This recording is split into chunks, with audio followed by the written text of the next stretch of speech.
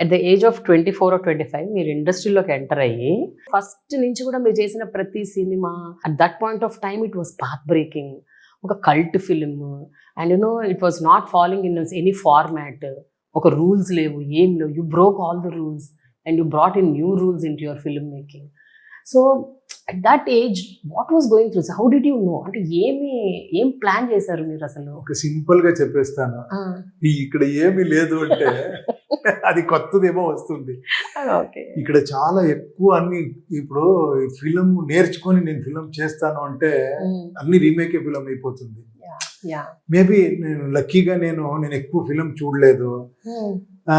తర్వాత ఎవరో వచ్చి నువ్వే హీరో ఒక ఫిలిం ఇలా చేయాలి అంటే నేను ఒక డైరెక్టర్ గా ఒక ఇమేజ్ ఉంది. ఆ టైంలో ఒక లైన్ తీసుకున్నాను అంతే.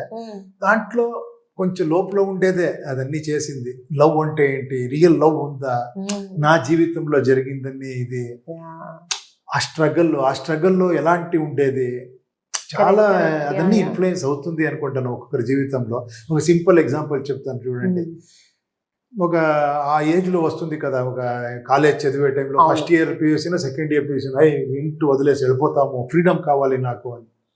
ఎప్పుడు నాకు సఫోకేషన్ ఉంది, ఇక్కడ వెళ్ళి ఏమారా చేస్తామని ఎవరో ఇంకొకరు ఒక ఫ్రెండ్ వచ్చాడు, వెళ్ళిపోతామని లేసిపోయాము.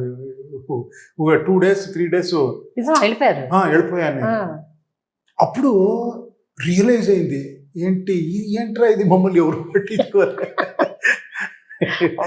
ఇది లైఫ్, ఈ దీనికి మనకి సంబంధమే లేదు అని. తర్వాత చూస్తే ఆయన కొంచెం రిచ్ ఫ్యామిలీ నుంచి వచ్చిన వాడు నా ఫ్రెండ్. వాడు స్టార్ట్ చేశాడు, అమ్మ డైలీ 9 o'clock మిల్క్ ఇచ్చేవాడిని, ఇప్పుడు ఎవరు అడిగేవాళ్ళు లేరు, నువ్వే కదరా వెళ్ళిపోతామని నేను వచ్చేసాను నీతో, ఇప్పుడు చూస్తే ఇల్లు గురించి మాట్లాడుతున్నావు, రా ఏమైనా వర్క్ చేస్తాము అని. తర్వాత ఆయన ప్లాన్ చేసి మళ్ళీ ఆ బ్రదర్ ఎక్కడ డైలీ పోతాడో అక్కడే పోయి నన్ను నిలుచుకోబెట్టాడు, క్యాచ్ చేస్తారు అని. We wanted to go back. తర్వాత వాడిని పట్టుకొని నన్ను పట్టుకున్నారు, తీసుకొని పోయారు. ఫస్ట్ ఆ హౌస్కి వెళ్తే ఒక సెంటిమెంట్ అన్ని చూస్తే మదర్ వచ్చి పట్టుకునింది, ఫాదర్ ఇదయ్యారు, ఏంట్రా ఏం చేసావురా తక్కువ అని నువ్వు వెళ్ళిపోయావు అని. నేను నా ఇల్లుకి వెళ్తే ఏం రిసెప్షన్ ఉంటుంది అని కట్ చేస్తే వెళితే మదర్ అక్కడ కూర్చొని ఉండారు, ఫాదర్ ఆరాంసే పడుకొని ఉండారు. ఏంట్రా ఎలా ఉందిరా, బెంచ్ బాగుందా? మా మదర్ మేనేజ్ చేస్తుంది, ఏమంటే ఈ పక్క ఇల్లుతో ఇల్లు వదిలేసి వెళ్ళిపోయాడంటే అవమానం అవుతుంది అని. లేదు వాళ్ళ నా బ్రదర్ ఇంట్లో వచ్చాడు అని. Nobody was. అప్పుడు ఏంట్రా ఇది, అదేంటి ఇదేంటి, ఇది లవ్వా అది లవ్వా, ఏది లవ్వు, ఏమి డబ్బులుంటే లవ్వా, డబ్బు లేకుంటే ఇదా, లైఫ్ స్ట్రగల్ ఏంటి, ఇలాంటి అన్ని వచ్చి ఒక్క ఫిలంలో లవ్ స్టోరీ చేయాలంటే లవ్ ఉందా, లవ్ అంటే ఏంటది, అన్కండిషన్ లవ్ అనేది ఉందా ఈ ప్రపంచంలో, ఇదన్నీ అక్కడ. తర్వాత అది ఫిలమ్ ప్లస్ డైరెక్టర్ కాబట్టి ఫిలంలో ఒక లైఫ్ ఉంటుంది, రియల్ లైఫ్ లో ఒకటి ఉంటుంది, అది ఇంటర్కట్ చేసి ఇంట్రెస్టింగ్ గా చేయాలని అలాంటి అన్ని జరిగింది సార్ అసలు.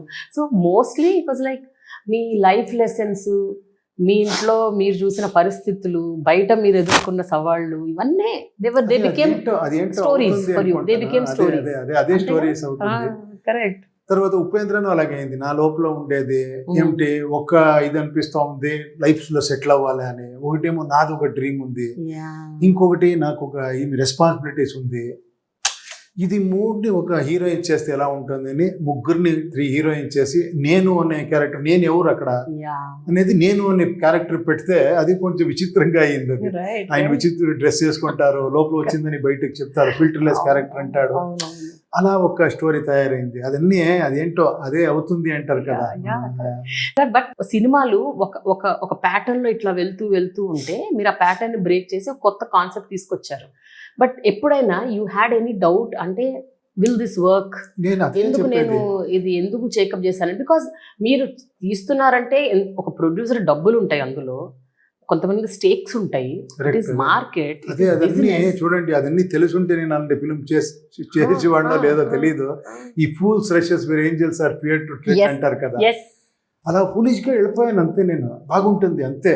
అప్పుడు నా చుట్టూ ఎవరు ఫిలిం తెలిసిన వాళ్ళు లేరు, కమర్షియల్గా చెప్పిన వాళ్ళు లేరు నా దగ్గర. నా ఫ్రెండ్సే ఉండారు, నేనేం చెప్తా ఉంటే వా అన్న ఓకే. ఇప్పుడు లేదురా ఇది వచ్చేలేదు, ఎవరో ప్రాబ్లం అయితే ఇది ఇంత స్టేక్స్, ఇది బిజినెస్ కమర్షియల్, ఇప్పుడు ఈ ఫిలిం ఇలా హిట్ అయింది, ఈ ఫిలిం ఇలా అయింది అని ఎవరు చెప్పేవాళ్ళు లేరు. నేను చెప్తా ఉంటే వా అనేవాళ్ళు. వాడు పోతా ఉంటాడు, గన్ పెట్టుకుంటాడు, అయ్యి దిగిరా ఈ ఇల్లు రాసిస్తాను మీకు అంటే అందరూ ఎంజాయ్ చేసేవాళ్ళు. అది కాకపోతే ఓకే మీ ఫ్రెండ్స్ చెప్పారు, బట్ మీరు ఎవరైతే ప్రొడ్యూసర్ని అప్రోచ్ అయ్యారో వాళ్ళైనా బ్రేక్ చేయలేదు అంటే ఏంటి కదా కాదు, ఏమంటే ఆ ప్రొడ్యూసర్ కి ఫస్ట్ టైం ప్రొడ్యూసర్ కి బాగుంది, ఆ ప్రొడ్యూసర్ కి ఫిల్మ్ పెట్టినే తెలియదు. ఓకే, ఎవరికి ఏమీ తెలియకుండా ఏదో చేస్తే చూసారా అది చూడండి, అది అందుకే చెప్పేది అదన్నీ అయ్యేది, మనం చేసేది కాదు. ఇప్పుడైతే ప్రొడ్యూసర్ వస్తారు, కానీ ఇలా ఫార్మేట్ ఉండాలి, అది ఇది డిస్కషన్, ఇది చేస్తే బాగుంటుంది, అప్పుడే మనము ఇదైపోతాము. Lucky that you didn't fall in that. అదృష్టం, అది అదృష్టం అంతే. అది నిజమే. మీరు స్పిరిచువల్లీ కూడా చాలా ఇవాల్వ్డ్ పర్సన్ లాగా కనిపిస్తారు ఉపేంద్ర గారు. అంటే మీ కథలు మీ సినిమాలు ఎంత కల్ట్లో ఉన్నా కూడా ఎక్కడో ఇట్లా కనెక్ట్ అవుతుంది. అంటే అది కరెక్టే కదా, మనం కూడా ఇది ఎక్స్పీరియన్స్ అయ్యాం కదా, బయట ఎక్స్పీరియన్స్ కాకపోయినా లోపల ఒక కాన్షియన్స్ మనకు చెప్తుంటది ఇది కరెక్టే కదా, ఇది నిజంగా జరుగుతుంది కదా అని ఒకటి టచ్ చేస్తుంది. సో ఎంతో మీరు ఆధ్యాత్మిక ధోరణి మీలో లేకపోతే మీరు ఇవన్నీ చేయలేరు. కాదు, ఎక్కువ దాని లోపల పోతే అక్కడే ఎండ్ అవుతుంది. అది మీరు చాలా అంటే you experienced the bitter life. అది ఎక్కువ ఏంటి వెనకపోతే నీకేం తెలియదురా అని చెప్తుంది. అది it's a drama, just you go head అని. ఈ రోజు అంటే after 33 years of your journey sir, when you SIT across, మీకు ఇవాల్టి టుడేస్ సినిమా మీకు ఏమనిపిస్తుంది? What you think about today's films? నేను ఎప్పుడు ఫిలిం లాగే మళ్ళీ నేను అనలైజ్ చేయను. ఆ టైంలో ఏముంది, ఈ టైం అట్లది కాదు, అంటే బాగా అంత మారింది కదా సార్, టెక్నాలజీ మారింది. ఏం మారితేనే కూడా మెయిన్ థ్రెడ్ మారలేదు కదా. ఇంకా ఎమోషన్ ఉంది, ఇంకా హ్యూమన్ వాల్యూస్ ఉంది, ఇంకా ఎలివేషన్స్ ఉంది. అది చేంజ్ అవ్వాలి నాకు యాక్చువల్లీ. ఆ చేంజెస్ ఎప్పుడు వస్తుందో తెలియదు యాక్చువల్లీ. బట్ అఫ్ కోర్స్ అది ఉండాలి ఫిలంలో. అదే మీకు థ్రిల్ ఇచ్చేది, ఆ విజిలింగ్ మూమెంట్ అంటారు కదా, అది ఉండాలి. బట్ నేను దాన్ని కొంచెం బ్రేక్ చేసి ట్రై చేస్తున్నా. కొంచెం డిఫికల్ట్ అని తెలుసు. నేనేమంటే ఏదో ఎమోషనల్ కోసం విజిల్ వేయకూడదు, ఏమో థాట్ ప్రాసెస్ విజిల్ వేయాలి, ఐడియాస్కి విజిల్ వేయాలి. నాట్ జస్ట్ నేను ఈవెన్ పొలిటికల్ పార్టీలో అదే చెప్తాను, వ్యక్తిని ఫాలో అవ్వద్దండి, వ్యక్తి చెప్పిన విచారం ఫాలో అయ్యండి, లైక్ భగవద్గీతను ఫాలో అయ్యండి, కృష్ణని పూజించండి, నో డౌట్. బట్ కృష్ణకి మీరు పూజించాలంటే ఆ భగవద్గీతలో ఉండే ఒక ఐడియాలజీని మీరు అడాప్ట్ చేసుకోలేదంటే అది ఇది కదా అని